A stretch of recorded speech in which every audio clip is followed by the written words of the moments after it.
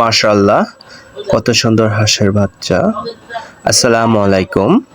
আলহামদুলিল্লাহ, আমার এই হাঁসের একটা প্রজেক্ট করছি। এই যে হাঁসের জন্য খাবার গোলাবো, আপনার 2 বাটি নিলাম স্টার্টার, সোনালী স্টার্টার, আর হইলো আপনার 2.5 বাটির মতো যে কুড়া ভুসি, আর হইলো আপনার ভুট্টা ফাঁকি আছে এইখানে, মানে একসাথে মিক্স করছি। মিক্স করার পর মানে এই তিনটা একসাথে রাখছি।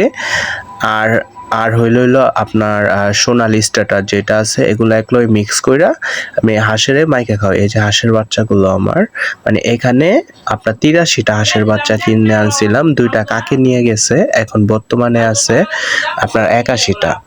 আর এই যে পানিটা এখন মিক্স করব খাবারগুলাকে, এই যে খাবারগুলাকে মিক্স করব, দেখতে পারবেন যে কত সুন্দর করে ওরা খায়। এখানে আপনার 4টা উপাদান আছে: সোনালী স্টার্টার, আপনার ভুসি, কুড়া, আর হইলো ভুট্টা ফাঁকি।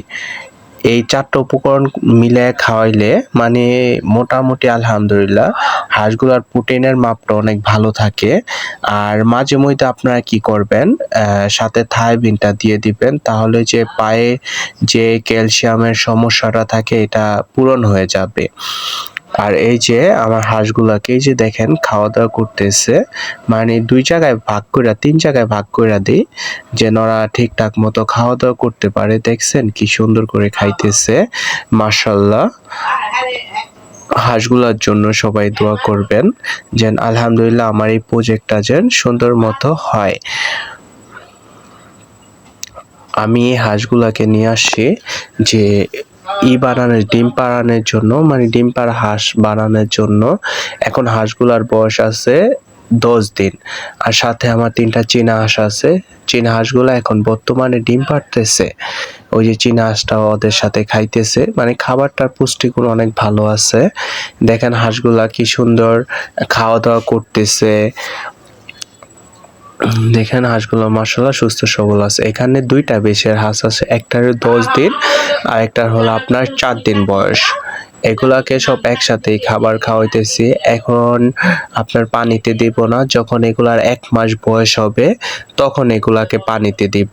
পানিতে দিলে তখন হইলো আপনার ভালো থাকবে। এখন যদি না আমি পানিতে দিয়ে দিই তাহলে ওদের দেখবো যে ঠান্ডা লেগে গেছে। ঠান্ডা লাগলে আপনার যে ডাক প্লেগ, ডাক কলেরা এই রোগে আক্রান্ত হয়ে যাবে। এই রোগে একবার একটা আক্রান্ত হইলে এগুলো দেখতে পারবো যে আস্তে আস্তে সবগুলো হাঁসের বাচ্চা মারা যাবে এক সময়। এর জন্য আপনারা চেষ্টা করবেন যে মিনিমাম 15 থেকে 20 দিন পর্যন্ত আপনি পানিতে হাঁসের বাচ্চারা নামাবেন না। আর খাবার পানি দিবেন যখন একটা ইটের ভিতরে নিয়ে কিংবা আপনার ওর উপরে দিবেন, তাহলে যেন ওর শরীরটা যেন না ভিজাইতে পারে। দেখেন হাঁসগুলা খাইতেছে, আর কি সুন্দর করে ওরা খাইতেছে।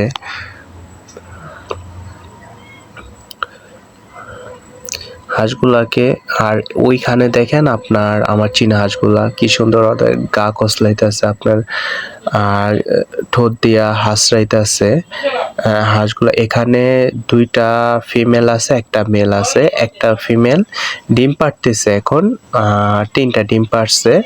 এখন দেখে সামনে কুচে বসাই দিব, যেন কুচে আসে। এখানে 4টা জাতের হাঁস আছে, একটা হইলো খাকি ক্যাম্পবেল, আর ব্ল্যাক হোল, রূপালী হাঁস, আর হইলো ইন্ডিয়ার রানার, মানে 4টা জাত নিয়ে শুরু করছি আমি।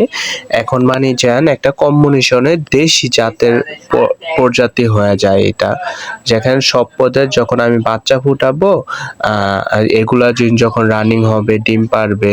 তো আল্লাহ হাফেজ।